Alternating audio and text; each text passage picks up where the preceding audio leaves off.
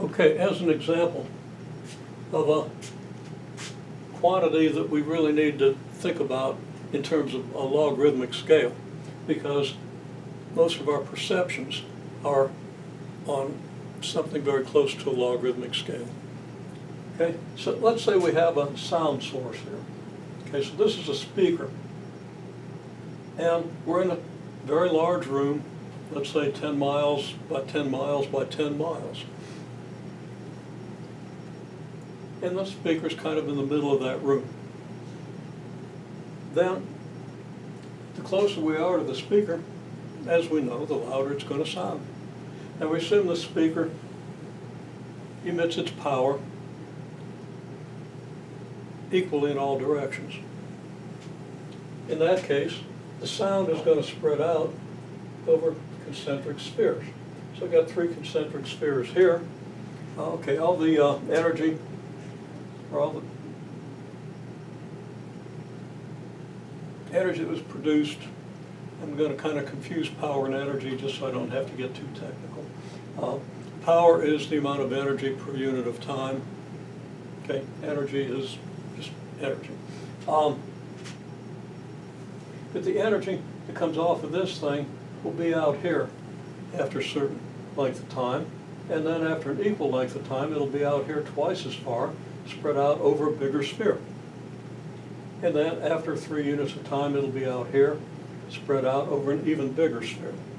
So the rate at which the energy comes by you, which is the power flux if you like, turns out to be inversely proportional to the area of the sphere. Now the area of a sphere is proportional to the square of its radius or diameter. Okay? So, as a result, the area of this sphere is 4 times as great as the area of this sphere. And the area of this sphere is 9 times as great as the area of this sphere. In other words, the area of the spheres is a multiple of your basic squaring function. The intensity is inversely proportional to the area of the spheres, which means that the intensity is a multiple of your reciprocal square function. Now, we don't need to know that. We're not going to do too much with the squares and reciprocal squares, although you'll have the opportunity to think about that a little with the homework assignment. Excuse me. But we can see that the intensity here is 1/4 the intensity here. The intensity here is 1/9 of the intensity here. But it doesn't sound that way. Okay? If you're out here, where the intensity is 1/9 of what it is here, it sounds about half as loud. Okay? So 1/9 the intensity gives you something like 1/2 of the perceived sound intensity. And this is because the way our hearing is, it responds along a logarithmic curve. Responds, it's not exactly logarithmic, it depends on frequencies and a lot of other things, but the underlying perception of hearing or sight, or, somebody punches you, how hard are you getting punched? Okay? Those perceptions are logarithmic rather than direct. Okay?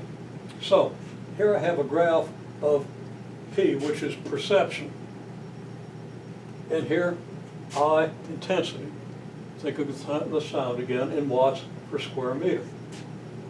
So that if I'm at 1 unit of distance, that would be like here.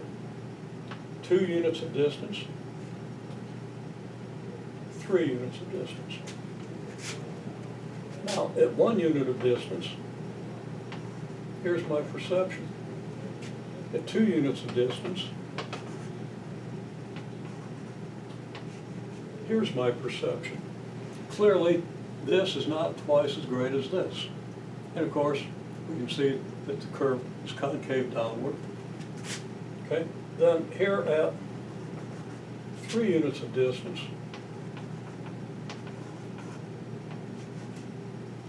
It's even less. So that at 3 units of distance,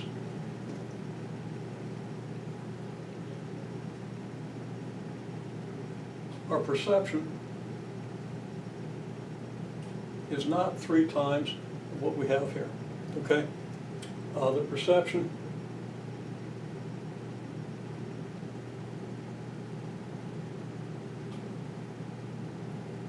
you know what I'm telling you here is kind of ridiculous because perception falls off with distance.